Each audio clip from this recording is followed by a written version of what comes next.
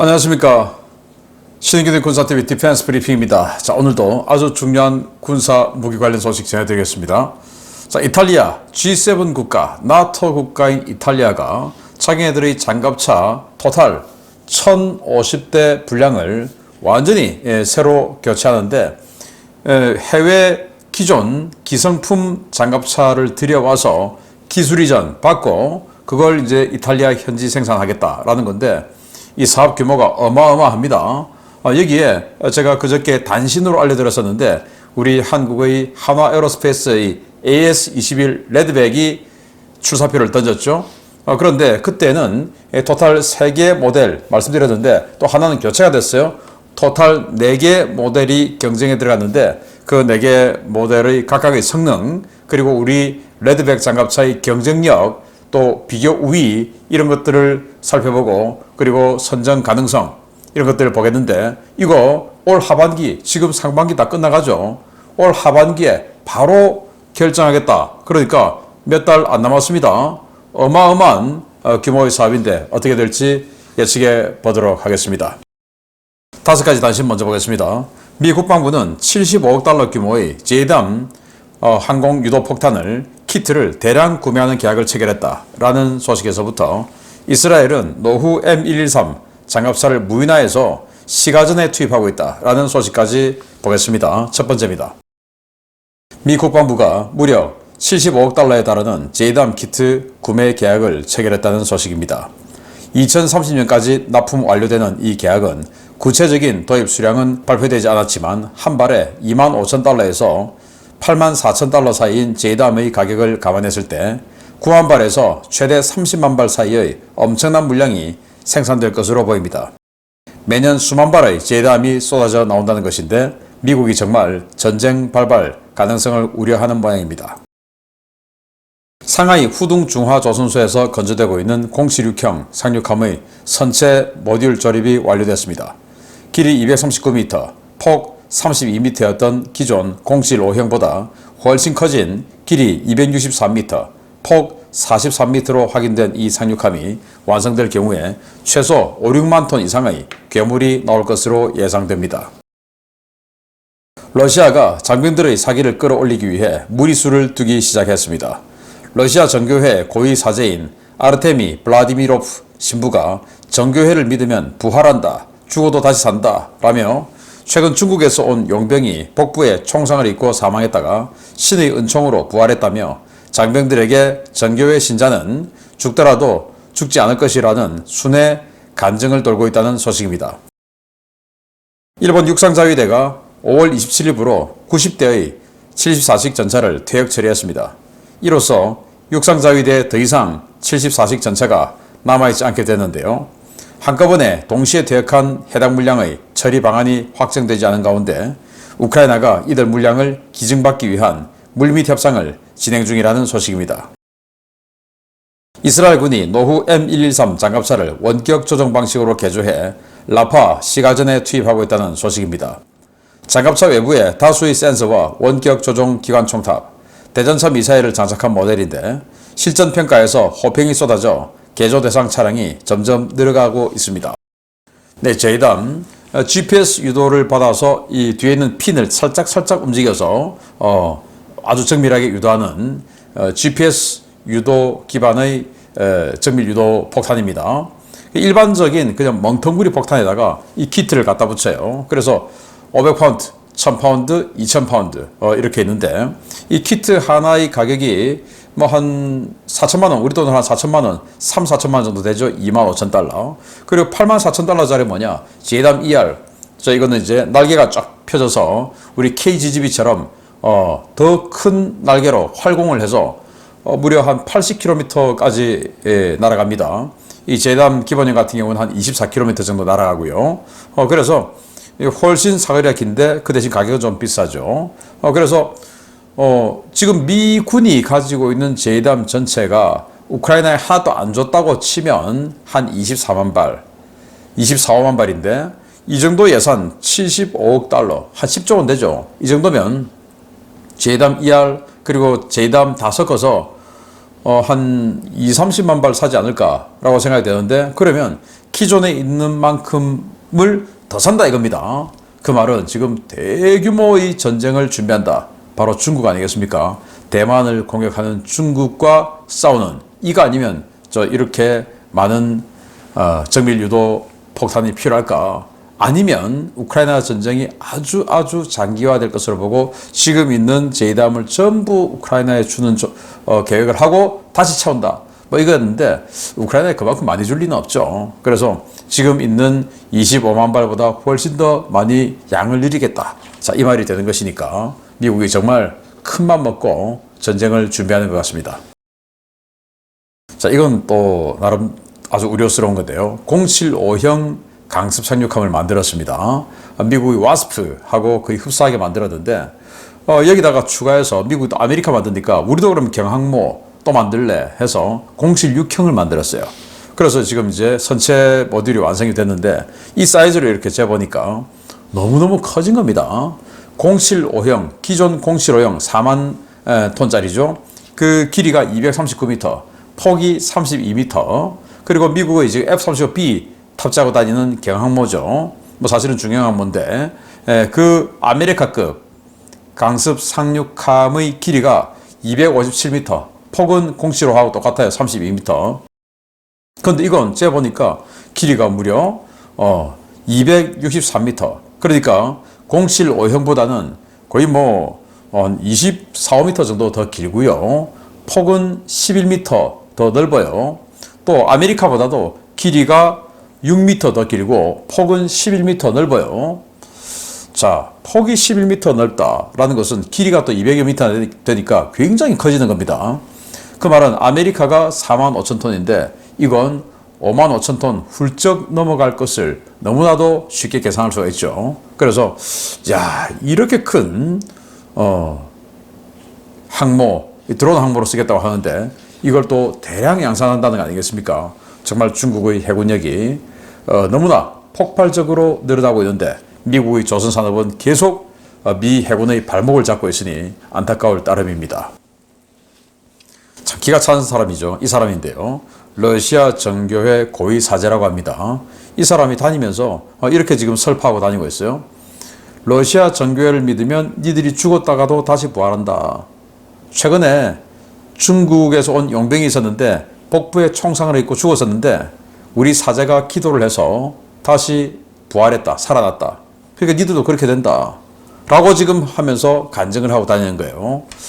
야, 아무리 그래도 거짓말을 해도 유분수지. 이런 거짓말을 하고 다니는 것은 나중에 이 죄를 다 어떻게 감당하려고 하는 것인지, 정말로 하느님이 용서하고 있을런지 이런 거짓말에 대해서 기가 찰 노릇입니다.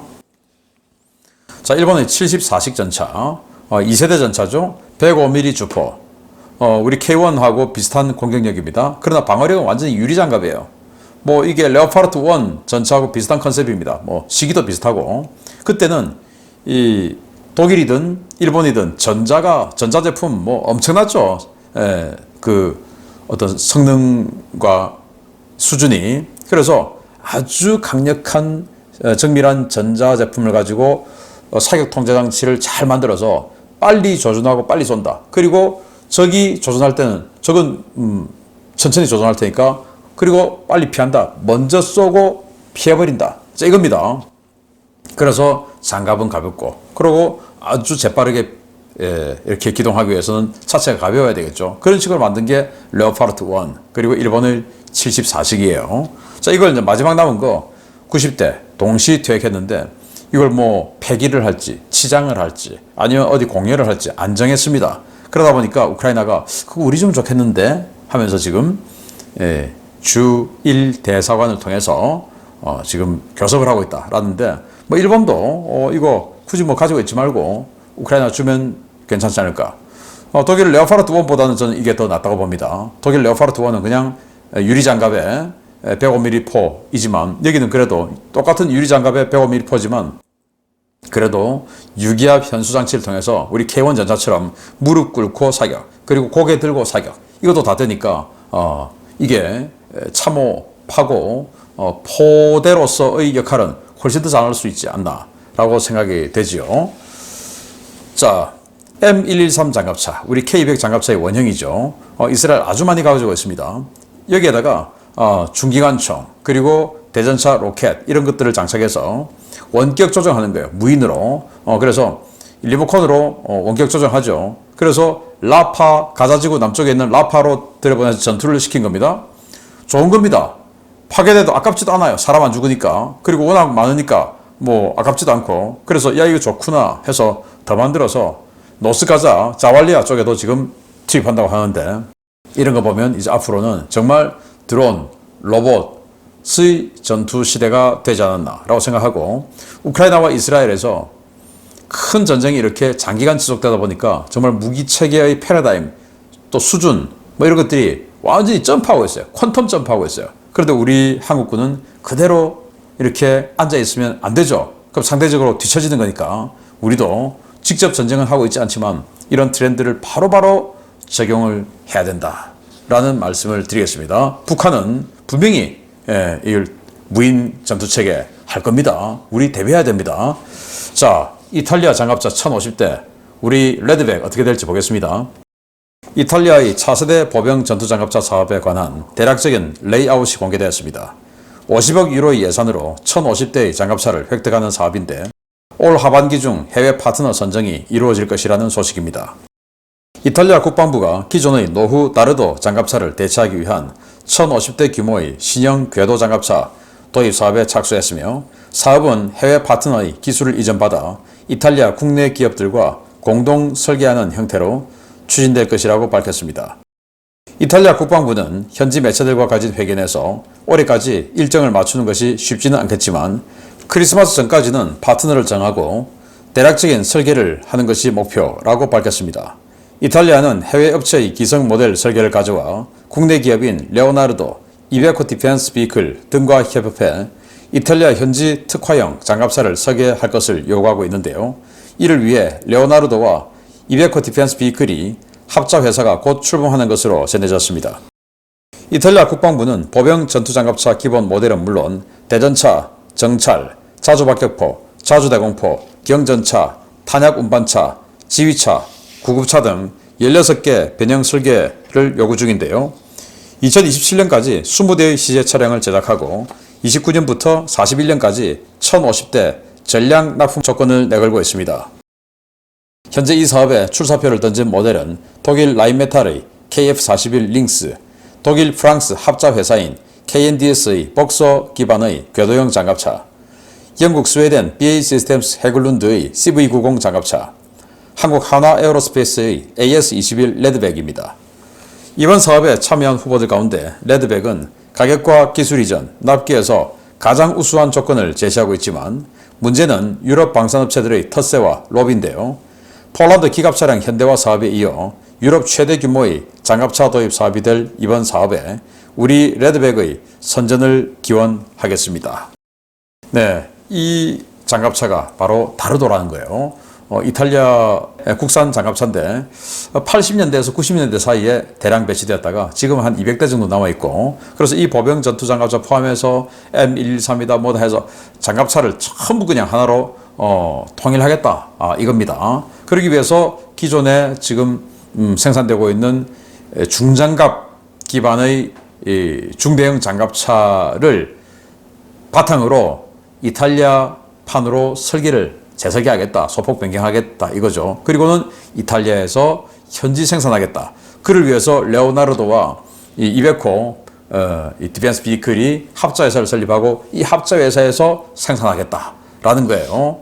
자, 여기에 우리 레드백이 출사표를 던졌는데 놀랍게도 이번 하반기 크리스마스 이전까지 선정하겠다 하니까 상반기쯤 끝나죠. 이제 6월달 들어가니까. 그러면 몇 달 안 남은 겁니다. 아주 빠르게 진행되는 사업인데, 자, 우리 레드백 일단 저는 뭐 국뽕 이거 다 떠나서 레드백이 거의 선두권이다. 4개 중에서 1, 2위를 다툰다. 저는 이렇게 봐요. 그냥 객관적으로. 왜? 제일 큽니다.